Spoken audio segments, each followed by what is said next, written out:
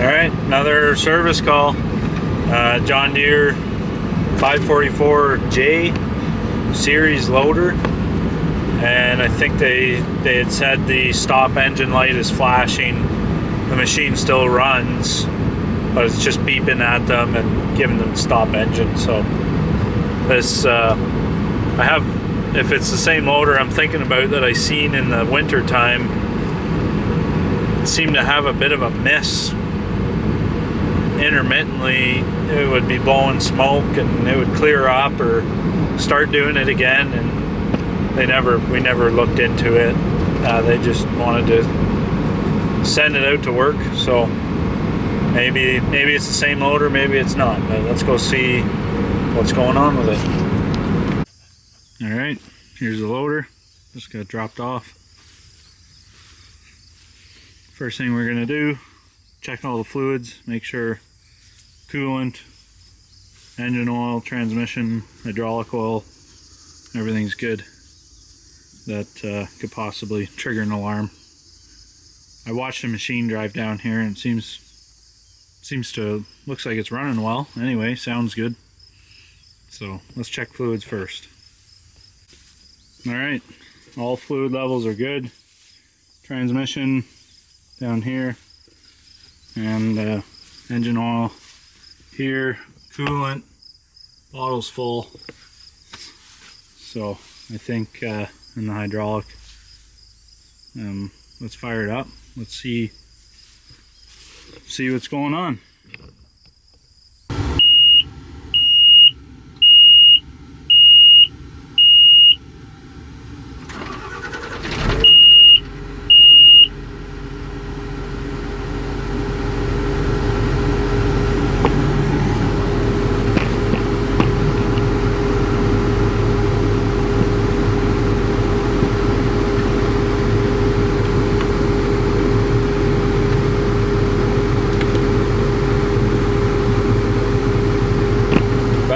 Voltage imbalance for one active code.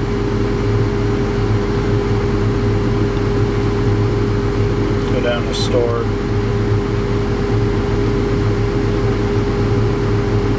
There's a lot of codes there stored, but let's focus on the active one first. Check our battery cables, check our alternator. Let's make sure the alternator's charging. See what it is charging at. Should be able to see it in here.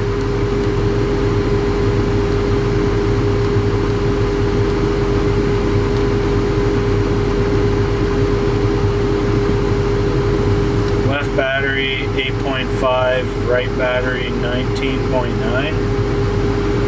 So you could have, is that the actual state of the batteries? I'm surprised this loader would start so well.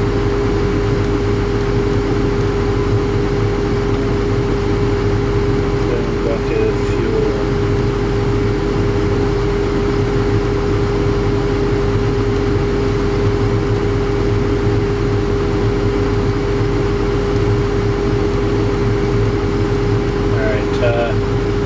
Let's go check the batteries and see that 8.9 and 19.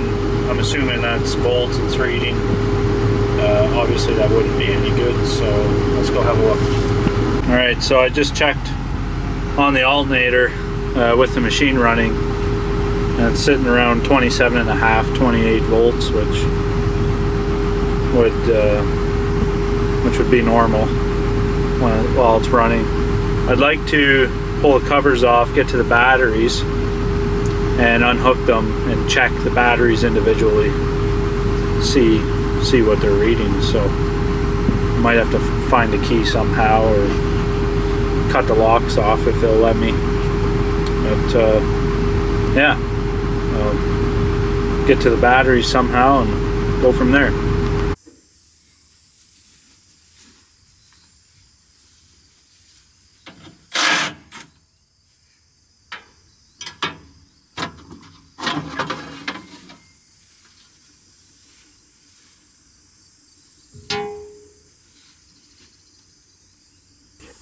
Alright, so we got in the cover. This disconnect switch seems to be working fine. All the connections are nice and clean.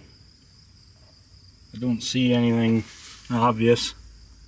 We're going to pull the cables off each battery and check the battery by itself.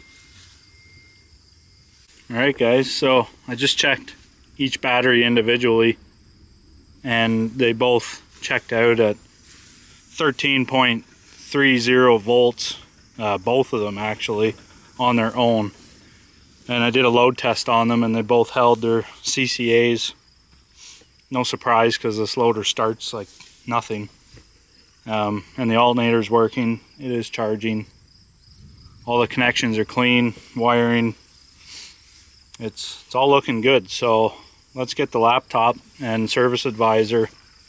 We're going to plug into the machine and we can look up the diagnostic procedure for this specific fault. Alright, so we got the laptop here.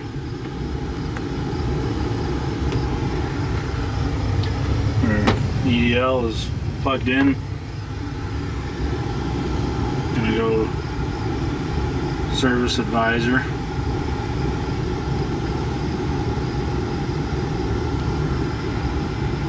Alright, so service advisor, we have the battery voltage imbalance code is active. The other codes are stored. And the active codes have happened quite a bit at 126 occurrences. So we definitely have a consistent issue. As for the alarm that they were talking about going off the stoplight, it's still not illuminated down here, so we're going to look up the diagnostic procedure for this code and chase it. It is active, so we need to chase any active codes before we assume anything else. Alright guys, so I'm looking after for X43, this plug here on the harness, and it looks like it runs along the loader frame by the center hitch, just up a bit from the harness. It looks like a battery, it looks like a 1-pin plug. Would probably come from the battery box or just outside. I pulled the covers off and under here couldn't find it, and then I realized, wait a minute, I think it's in the battery box. So this little plug here, just a sec, I'll get to a better picture. Little plug here, and it almost looks disconnected the way it sits. So let's just, and I noticed the connector's broke as well. So let's give it a pull and see. It didn't take much to disconnect that. So let's plug that in fully. And oh, wait a minute here. Let's have a look at the wire. Yeah, we'll plug that in securely, and we'll check with the laptop again, see if the code's active. Alright guys, so I got that connector pushed in snug. The clip is broke, but I think it's going to be making good contact now. Let's see if this code is still active or not.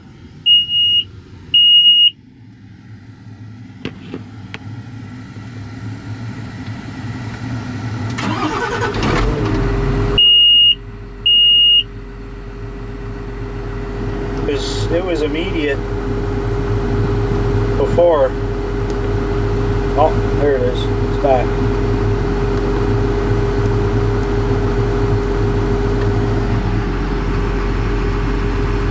Alright, so that code is still active with, I did push it in, the plug-in together. I'm going to go down there and unplug it, and we'll see if the code remains the same. Alright, so I got that plug unplugged, and it's recognizing an open circuit. Different code, so unrelated to what we're chasing. I'm assuming that's going to be the main power to that controller. Alright, so it wants us to disconnect the X3 load center harness to engine frame harness connector, which is this one. And if you go back, Service Advisor will show us the component location right here. So X3 comes up, it goes into the bottom of the cab. So we'll go back, wiring diagram, and it's telling us to check on pin B05 to check and see if we have voltage there. So we'll get that connector disconnected, which I believe is this one right here.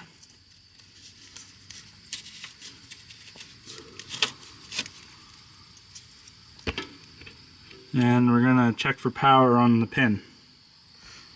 Alright, so we're on pin 3 of a harness connector, which is the B05 wire, and we have 25 volts. So we're gonna go further in towards the controller. Alright, now we're gonna disconnect pin or plug X40 right there at the top from the controller, and we're going to check that same wire for power and make sure we have power. So the controller's in here in the back corner and the plug's on the very top. So we'll unplug that and check for power. Okay, so now we've got the controller unplugged, the harness. Now we're looking back at the schematic. We're looking for, so plug X40, which is right here, and it gives you the list of wiring and where the wire is going to which pin. So we're looking for F1, which is B05 red, and we need to check for battery power there. So we'll go ahead and do that. Alright, so we're connected to pin F1. And we have 25 volts. So let's go to the next step. Well, the next step, we have good power going to the controller, right to the plug. And Service Advisor tells us the next step. It says the last check was that X40 pin. Do you have power? Yes, we do.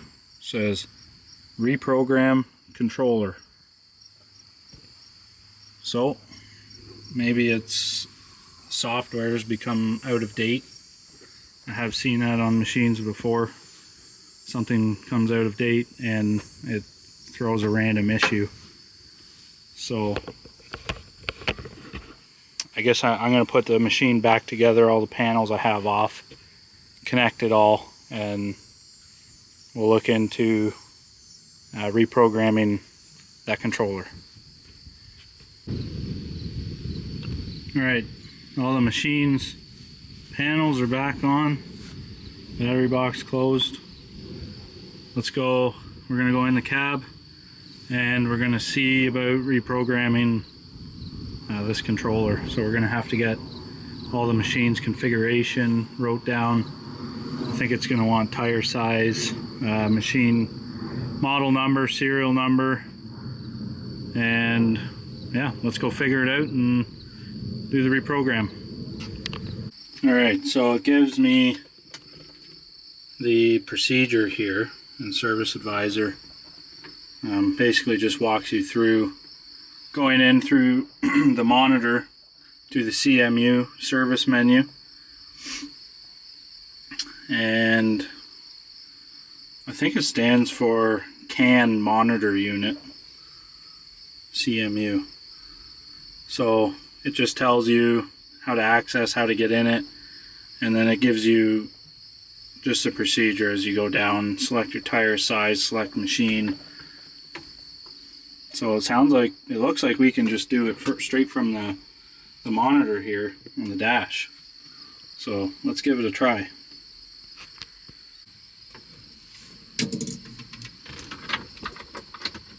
So it says turn the key switch on and allow the CMU to perform bulb check.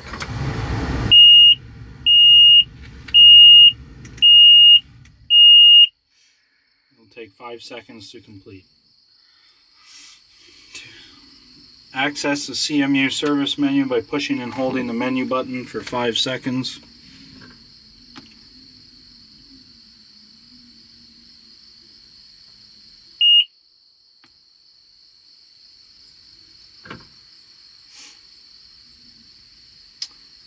So we go down, select machine configuration.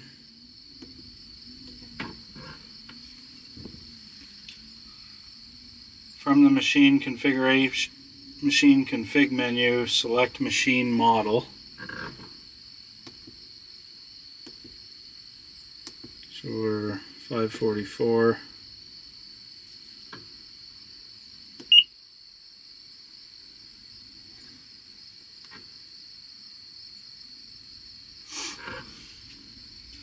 Using the next button, scroll through the model list until the correct machine model is highlighted. Push select, an audible beep. Checkmark will appear. The reconfiguration was successful. Push the back button to return to machine configuration. Select tire size.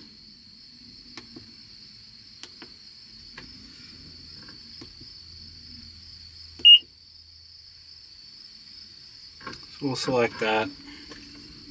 Honestly, I don't know which one to select. We're going to try it. Now we push the back button to return to machine configuration. From the machine config menu, select enable options. Enable options unique to that machine, if any.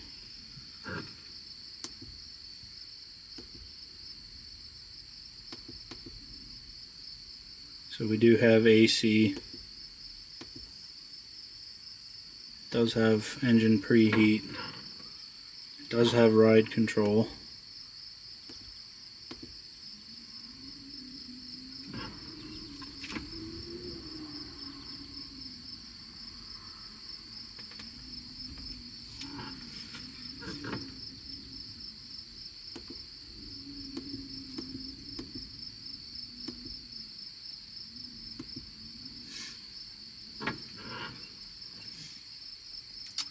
Enable the options, if any, use next button to highlight the option, push select and turn key switch to off. When the key switch is turned back on, controllers will reboot to their correct configuration.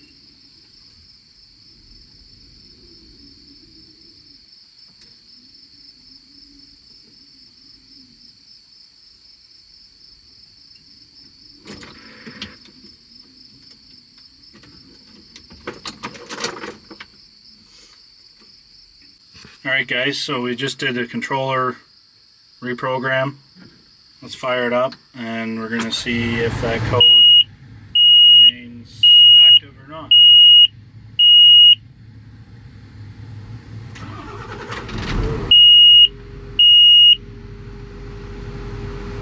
So, no active faults. That's good. That's what we're hoping for.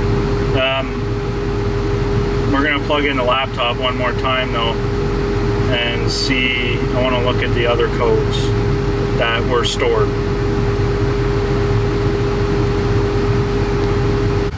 Alright, so I just pulled up Service Advisor again and that code is gone for that controller. This water and fuel detected code would definitely give me an action alarm. It's been stored 5 times. It's not active, but that would definitely throw a stoplight on the monitor. So now that we've diagnosed that controller, got rid of that code, even though this isn't active, let's go have a look at the water separator. I have seen the wires pull out of the sensor. Let's just make sure the wiring looks okay and that there actually is no water in the separator. Alright, so I just spent all that time diagnosing that active code, doing the configuration or update on the controller, whatever you want to call it. And I wanted to hook the laptop up to look at, I drove it around, couldn't get the action alarm on, so I wanted to see the other stored codes. They're not active, but they're stored. And there's one there, water and fuel separator. That would definitely trigger an action alarm on that monitor. So I wanted to check out the separator, make sure the wiring looked good, and I think there's a little bit of water in the bowl here. Sitting there, I don't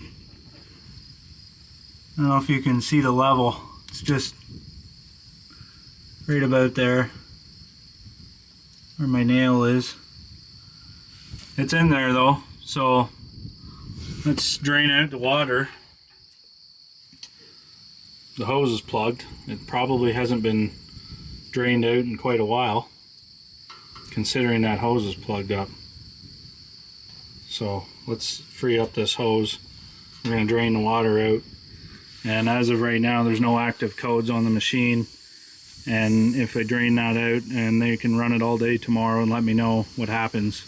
And if that alarm doesn't come on, it was probably just water in the separator for the action alarm.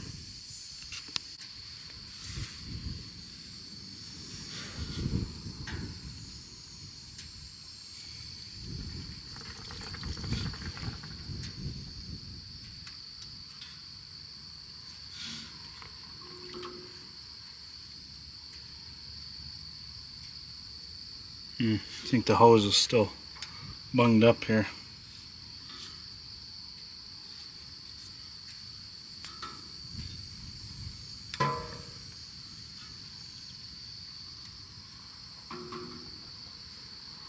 Come on.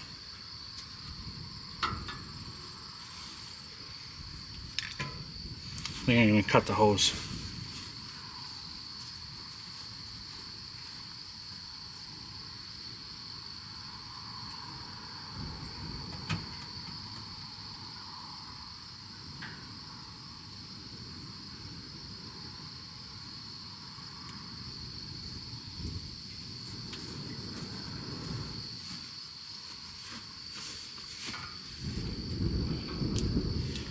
Make it shorter so it doesn't drag in the... Alright, here comes our water.